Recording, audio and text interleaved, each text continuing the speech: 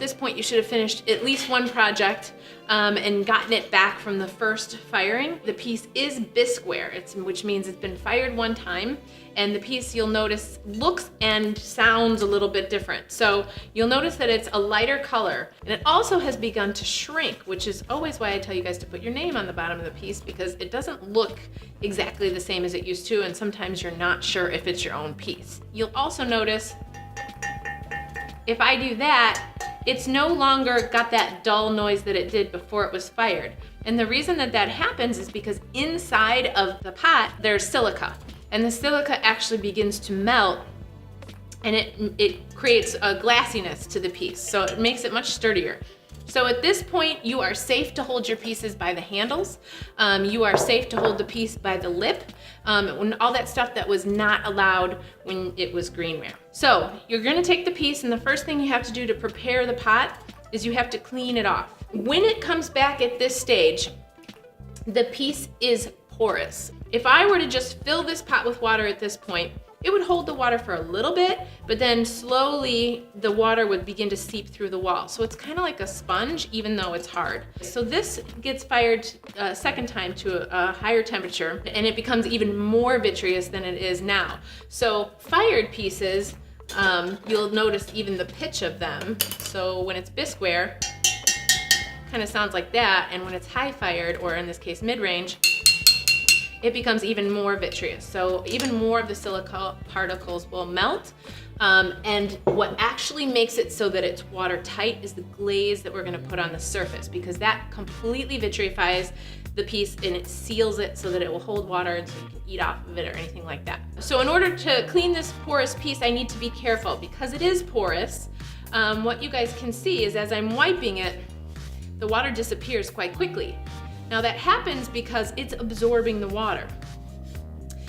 In science you learn about saturation and supersaturation, and if you put too much water on this piece as you're wiping it, you will saturate the walls and it will no longer be able to absorb glaze. So if you make a mistake when you're glazing, the good news is that I could put this in a slip bucket right now or soak it in water and it won't go away. It won't melt anymore.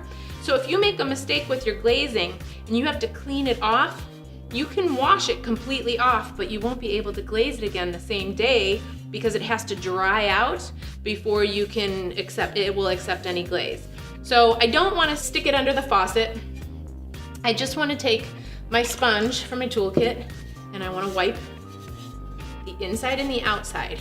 Now occasionally you will see that you can't fit your hand inside the piece. So if you make a piece with a skinnier neck or your hand is too large to actually fit inside of the piece, if you take it to the sink and you turn the faucet on, you stick it under the faucet and you rinse it real fast and dump it out, then you kind of clean the dust and the oils from your skin off of the inside. Or if it's a piece like this, you could just kind of leave it and you may or may not get a glaze defect known as crawling. So crawling basically means, if you can see inside this piece right here, there's a little bit of crawling on the lip here and in the interior of the pot here. And it basically means that the glaze pulls away from the surface of the piece a little bit. And when it pulls away from the surface, it exposes the clay. It's a little bit less safe to eat off of because it could be exposed. I think with a coil pot or something like that, if you have a little bit of crawling in the bottom, it'll probably still hold water, especially if the crawling is here because it'll be glazed on the other side. But it is something to be aware of. If you don't wipe the piece, you could experience crawling. The other reason you do get crawling is if you apply the glaze too thickly. So after you wipe the piece, then you have another choice that you've got to make, which is you have to choose what glaze you want. And there's a couple of things about choosing a glaze you need to consider. First of all is the color, right? You want to pick a color that you like. I do have a chip chart, which I will show you how it works. And you can see that I have 9 glaze colors on there to choose from. By themselves, they make one combination, but you can actually mix and match the glazes. And if you do it, it ends up having 81 different color choices that you can choose from. The other thing that is really, really important is that you have to think about the opacity or translucency of the glaze. So a couple definitions for you guys. Opaque. Opaque means that light does not pass through. So when you glaze a piece and it's opaque, it means it covers it and you may actually end up covering some details. A reason you may want to choose an opaque glaze, it could be your friend, it depends. If you have a pot that is completely, let's start with this one, completely smooth, right? Then it doesn't really matter if you have opaque or translucent because it will, just kind of cover it with a thin coat. However, sometimes, let's say as you were building the pot, you still see some score and slip marks, or you didn't notice when it was leather hard, but then all of a sudden it was greenware and you see canvas marks or something like that, and that's something that you want to smooth over a little bit. An opaque glaze can do that. So if you look at a glaze like on the spiral design that's opaque, you'll still see the design slightly, but it does have a tendency to really like soften things for you. If you choose a translucent glaze, you can see the spirals are completely different. You can see all the little details and things like that. So it really, if you want, it's more than just color. If you want to kind of smooth things out, choose opaque. If you really want things to show, choose translucent. So translucent means that glaze, or that light completely passes through it, and that you'll see the details. Another reason you'd want to choose a translucent glaze is if you spent a lot of detail or time incising or drawing the designs on the side of the piece. If you choose an opaque glaze, there's a good chance you could completely cover your design. That's one of the reasons I tell you guys not to do any of your incising with a pin tool. You have to do it with the rubber cleanout tool or a wood tool or a pencil or something like that, so the line is a little bit thicker. That allows you a little bit of leeway to actually still put an opaque glaze on there and not completely cover your design. I'm not gonna get into that too much, but transparent means that light completely passes through, which would mean I'd be talking about a clear glaze with no color at all, whereas translucent, light partially passes through, so you'll get the color, but you'll still see the designs or whatever you have on there. So when you're stirring the glaze, there's a couple things you can use. You can use a ladle. I got a couple ladles, a stir stick. I actually, over time, because the metals which are in the glaze are heavy, so over time they're gonna settle, and you're gonna find that at the bottom of the bucket you've got goop. And you gotta get the goop up. If you leave the goop at the bottom of the bucket when you go to glaze, that's all this good stuff that you want suspended in the water to get on your pot. So you have to be a little patient with glazing or with stirring and make sure each time that all of that stuff is kind of kicked up. So here's like some goop at the bottom of the bucket. I have already kind of pre-stirred this one. You guys may find that you have to stir a little bit more intensely the first time you use it, especially if it's been sitting for a while. So one of the things as I'm stirring this, I want you to notice, okay? So I'm stirring in a circle. And all that means is that the goop in the bottom is going in a circle, but I need the goop to get up into it. So as I stir, I'm also gonna kind of lift the stick so that I can really get an even distribution between the water and glaze. So this color here that I'm mixing is the white. So when this glaze gets fired, it turns white, like this. That one pretty much looks like it's supposed to, it's both raw and fired. They do not all look like that, and that is one of the most challenging things about glazing. This first bucket that I was mixing is bucket number 5, and that glaze, when it's fired, turns this color blue. So, even though, and if you kind of look at these two stir sticks side by side, you will notice that they are not that far off in color. But on the piece, once it's fired and it chemically changes, you're gonna notice a big difference. So, I cannot police all of you guys when you're glazing, but you need to police yourselves by not contaminating the glaze. Because if you mix number 5, which is the blue, and then you're like, it looks kind of like the same color, nobody's looking, I'm just gonna go ahead and I'm gonna stir the white. Well, then you've just contaminated the white with the blue because this is still wet. So this is gonna come off into the white bucket. You have to really carefully clean between each, or you could see that I use 2 different stir sticks so I can clean at the end.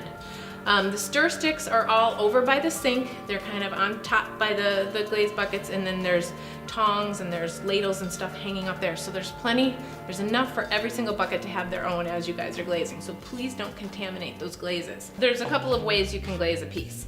The 3 best ways to glaze a piece. The best way is if the entire piece will fit inside the bucket. The best way is to just dump the whole thing in the bucket like that. So like when I'm glazing cups or something, I will usually hold them and just dump the whole thing in, pour the glaze out, and then wait for it to dry like that.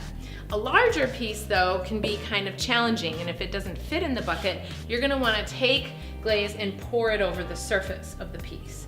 So both of those, that's the best way is to dip it if you can. Second best way is to pour it. And then I would say after that, I'm gonna show you some dabbing and some other things. So with the coil pot, it's a little bit larger, and a lot of you guys have larger pots. So I'm gonna do a combination of the two. The first thing I'm gonna do is I'm gonna pour the inside.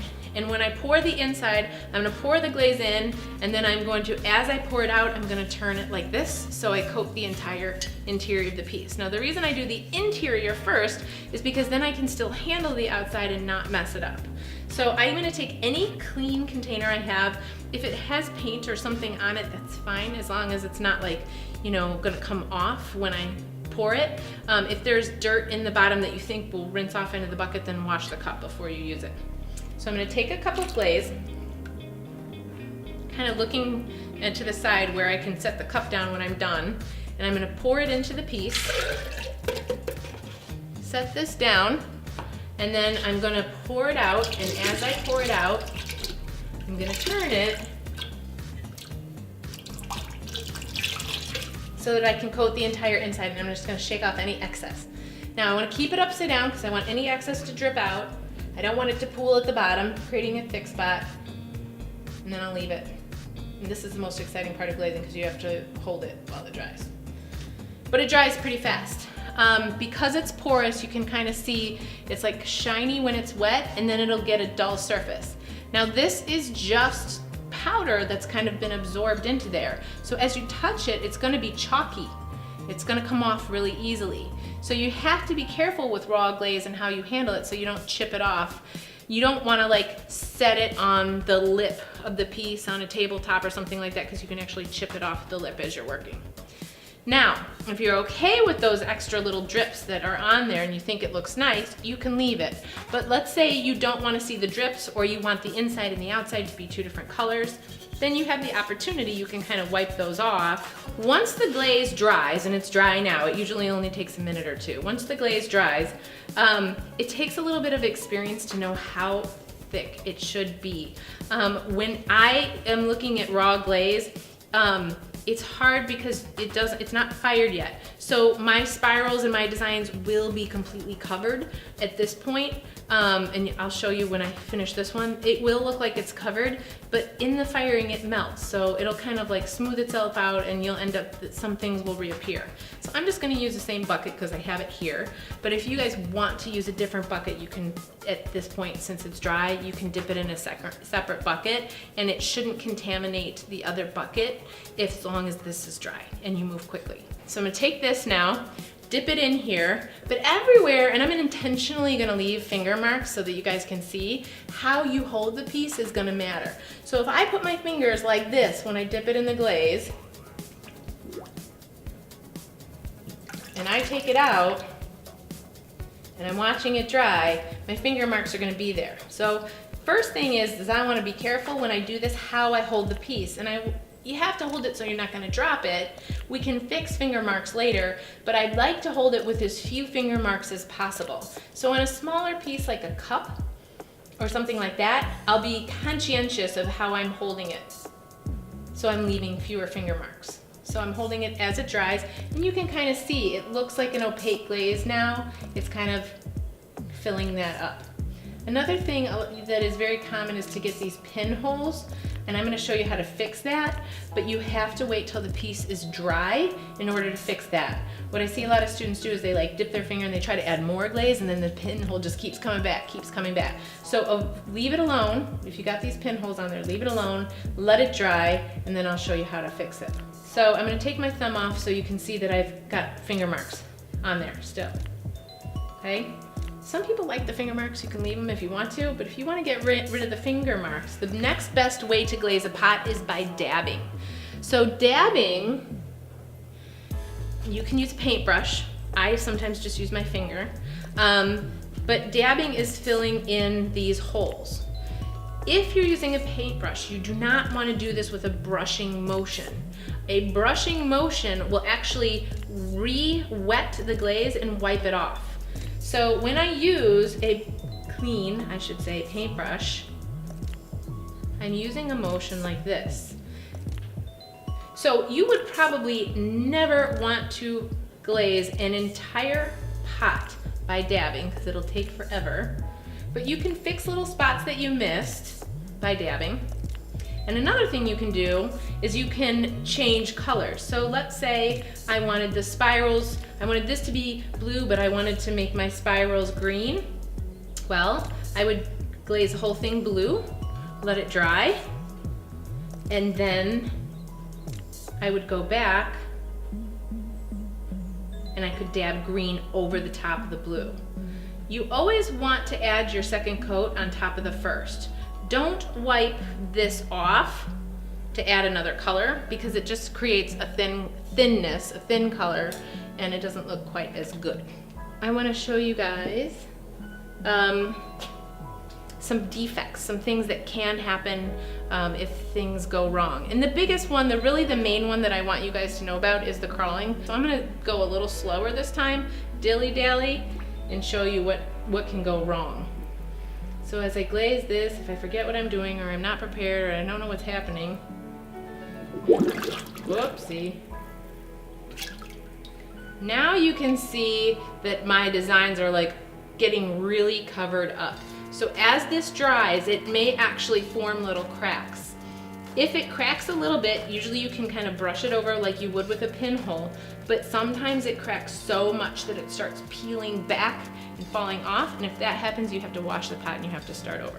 So one of the things I should point out is I just kind of rinsed my hands to get the glaze off of it. I mean, you can touch the glaze, but there are metals in the glaze, and metals are things that can absorb through the skin.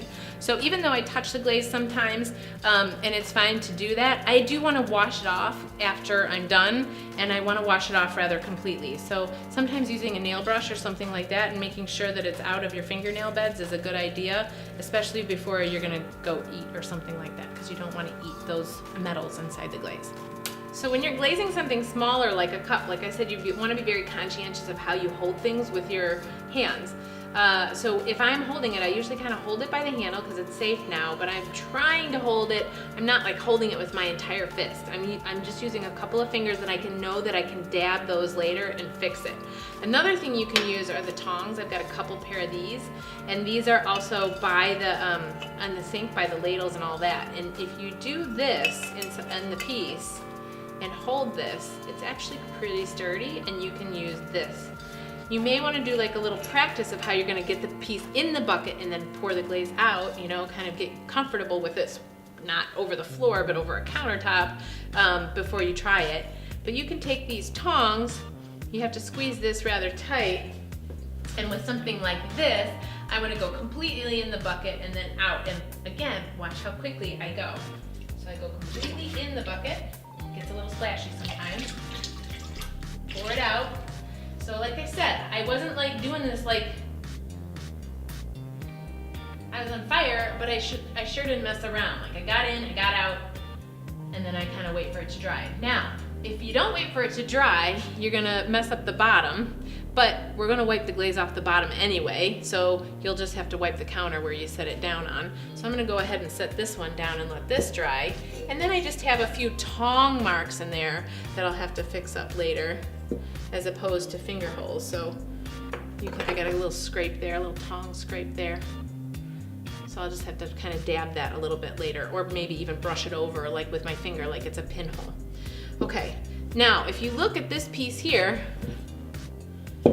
that I tried to make thick, it is still drying, and that is always a sign. If it takes that long to dry, it's been drying for 5 minutes. If it's taking this long to dry, it's probably applied too thick. I just did that one right now and it's already dry. That's good. So with a dry finger and dry glaze, make sure my finger's nice and dry, I'm gonna just gently rub it, and the dustiness of the glaze, the dust particles, will go into the pinhole and fill it. I want you to notice how gentle I'm being. I see some students who are like, oh, there's a little bump there, I want to smooth it out, and they start rubbing the pot like they think like a genie is going to come out of it or something like that, and then they just wipe all the glaze off. So you don't want to go nuts with this. I'm just going to gently rub those pinholes until they disappear. You guys spend a lot of time making designs on things, and oftentimes you don't want something all one color. It's fine if it is all one color and it looks nice. So like if you look at these two boxes here, this one here, they did the whole thing blue. The fish is blue. Everything looks nice on this, and it's all one color. So you can certainly do everything one color, even if you were thinking this was going to be a goldfish. But sometimes you want to make things different colors. Like this student wanted to make the box blue, and they wanted the leaves to be a different color on the top. So this student, as I said before, glazed the entire piece in blue, and then they dabbed on, and I believe that they used the brown over the blue to get this sort of greenish color. And you'll be able to make those choices by the chip chart, what the two colors are going to mix like. So then you can take a little cup of glaze and just dab the second coat that you want a different color. That's one way you can do it. Another way you can do it is you can use something that I have called a stroke and coat. So a stroke and coat is kind of like a Maiolica glaze, and a Maiolica is a glaze that you paint over the surface of another glaze. These glazes come in very small bottles. So you'll see they say stroke and coat on them, okay? Very small bottles, 2-ounce bottles, and they're very expensive. So you would never glaze an entire piece with this 2-ounce bottle of glaze. What you would do is you would glaze the entire piece in a light colored glaze, and then you can paint over the surface of the piece with the different colors. So here's my little sample piece here that you can kind of see. I had a student make for me so I could see what all the colors looked like when they were fired. So this piece was glazed in white, and then they used a little paint tray and a little dollop of paint. That's all you need. And this one you actually can brush on. So you can, with this one, actually paint. And they did the codes for this, so SC10. That's what the stroke and coat 10 will look like that. The stroke and coat 72 will look like that. So this kind of shows you what the colors will look like over white. Now some of them fade out. You can see a lot of them are lighter than others. So you gotta be careful with the color you're choosing. They will get a little bit lighter because these are all fired to cone 5. They're designed to be fired to a lower temperature. They just happen to work to a higher temperature.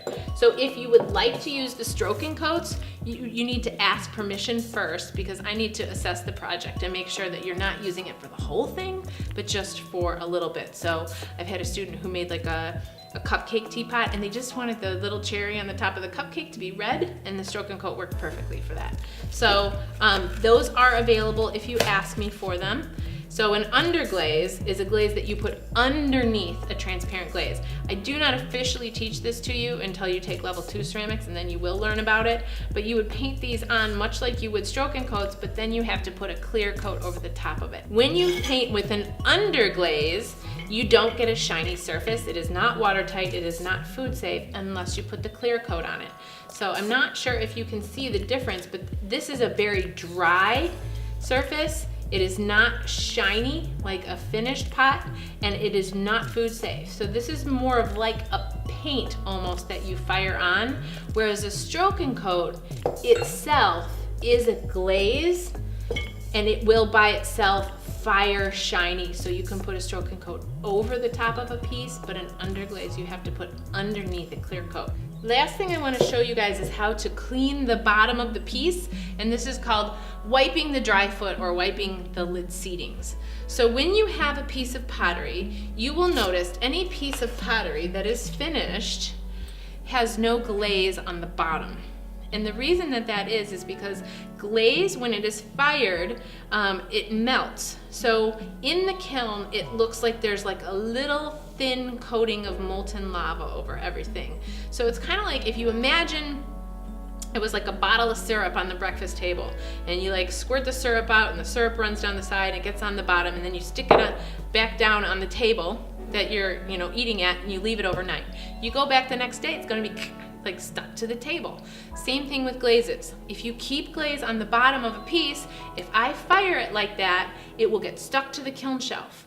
If it gets stuck to the kiln shelf, you not only ruin your piece because it becomes completely rough underneath there, but you can ruin the kiln shelves, and the kiln shelves are very, very expensive. So you need to be careful that you don't do that, and you need to make sure you wipe all the glaze off of the bottom of pieces. If you have a box or a teapot or anything with a lid, you have to wipe the area that are going to touch each other. So this is called the lid seating.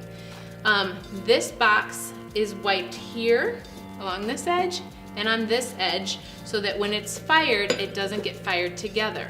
So if you forget to do that and you put it on the cart like this and I don't notice it, then you'll get it back and it'll be a brick. You just won't be able to get the lid off. You'll have glazed it shut permanently.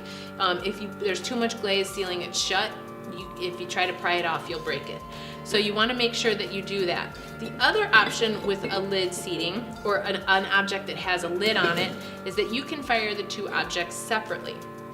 So if you fire the two objects separately like this, a couple things to consider. There's some pros and cons to both methods.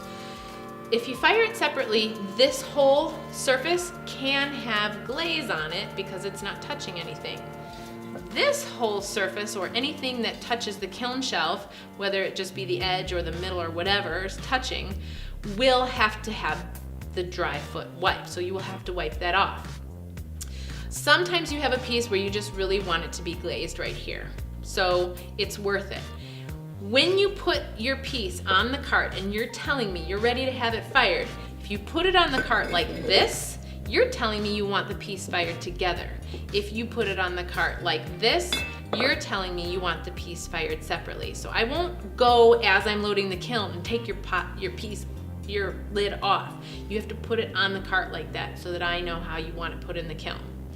The disadvantage to firing your pieces separately is that as pieces go through the firing process, they heat up to extreme temperatures and they will continue to move. So they might warp as they're firing, and there could be an uneven distribution of heat and all that can cause warping.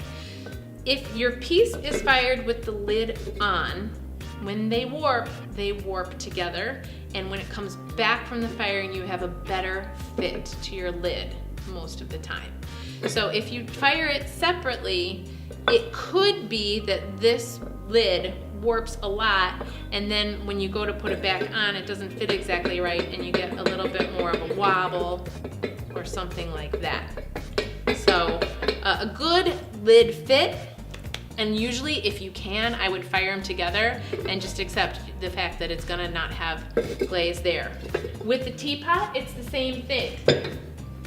So and this one is not glazed, but if I were to glaze this one, I would need to wipe the entire interior here and the entire piece here. Anything that glaze touches, it'll stick to, so you need to be careful. A fit like this, since it's not super perfect to begin with, this one I may choose to fire separately. This one I might choose to fire separately because I don't think it's gonna affect that as much, which means this one could have glaze on it, but this would have to be completely wiped. So let me show you how to wipe the dry foot. I'm gonna wipe the glaze off the bottom of the cup. The key to doing this is to use a lot of water. So I will see students like hacking apart, like chipping glaze off the bottom, trying to get it off, and it's just doesn't need to be that much work. If you use enough water in your sponge and you rinse your sponge frequently, the glaze will come off, and without much effort.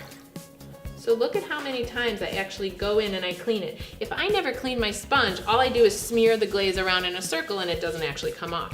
So every couple of wipes, I go ahead and I clean my sponge, and then I go back. Now, this one I need to wipe a little bit more. I need to make sure that there's nothing that could kind of run down the side. So I tend to wipe up about 1/4 of an inch. And I'm careful when I do this because if the line that I make when I wipe this is sloppy, well then it's gonna look sloppy when it comes back. Okay, so this one is wiped clean and now I can put it on the cart to get fired. One thing I didn't mention, which I should, is I definitely specified that the lid seating needs to be wiped of your pieces, but also these still need to have the dry foot wiped. I don't necessarily have to wipe the whole entire underside of this because it doesn't touch the kiln shelf, but anything that does touch the kiln shelf is going to need to have the glaze removed. Over here in the corner by the sink, this pegboard here is the chip chart. It has a list of the colors that I just showed. It also has the number of the bucket that you will find the color in. So and the way that this works is it shows the combination, because this is all of the colors when you put them in different orders with each other. If you look at the first part here, you'll see the one here and the one here. So that means if you move over like this, this is glaze number 1 with glaze number 1 on top of it. So this is glaze number 1 by itself. If you want to see any of the colors by itself, it's going to work like that. So glaze number 2 will be the second one over with glaze number 2. The first one is glaze number 2 with glaze number 1 over the top of it. So you can see that it'll switch too. This color here is bucket number 2 with bucket number 1 on top of it. And then if you switch the order and you do bucket number 1 with bucket number 2 over the top of it, it changes like that. So you can kind of see that it's, even if it's the same glaze, that it depends the order that you put it in, and it'll give you different results. If you don't know for sure what it is, there are numbers written on the bottom of each tile that tell you the order. So this one is 1/2. That means that's dipped in bucket number 1 first, and then bucket number 2 is over the top of it. The other one will be written 2/1, which means it's bucket number 2 first with bucket number 1 over the top of it. So each one of these chips has a different number, and it'll tell you the order in which you need to put it in. The other thing I should point out to you about the chip chart is that on the top of it, there were some incise marks made. So this one in particular has a translucent effect. So if you can see right, those little marks along the top edge, those are on the top of each chip. So it'll show you what your glaze will look like if you put it over the top of something more delicate like an incised mark. So you want to check those marks out as well as the bottom for the number.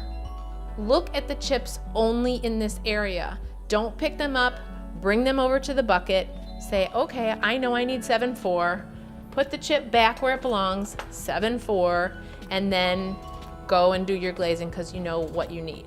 So as far as cleaning up goes, you will notice that the buckets all fit nicely under the shelf here. They should be in order with no stir sticks left in them or ladles, and the lid should be on the top. The number on the top of the lid should match the bucket so we don't get contamination. So bucket number 1 should have lid number 1, and they go in order all the way from number 1 to number 9 at the end. Anything that gets left out needs to be wiped up. So I'm not terribly concerned about the floor, but the shelves and everything, if you set a pot down on here and you get glaze on it, then you should wipe up the mess. All paint brushes that were used and containers that were used during the glazing process should be washed, and they should be put back away where they belong. So countertops, shelves, anywhere you set that piece down while it was drying needs to be wiped clean.